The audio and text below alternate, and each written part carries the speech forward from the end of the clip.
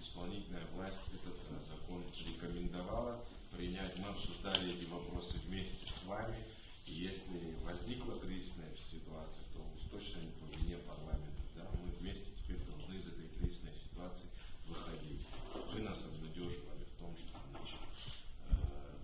вы успеете все сделать, но, к сожалению, система большая, неповоротливая, мы же знаем это и предвидели это. И сегодня у нас реальная проблема. Хотим, чтобы вы комментарии на этот счет дали. Сегодня, собственно, с этим связано обсуждение. Намеренно мы стали звать представителей БТИ, чтобы у нас это в спор не превращалось. Нужно находить выход из ситуации. Потому что система, не сказать трещит, да, но есть некоторые сложности уже на местах с реализацией тех или иных полномочий.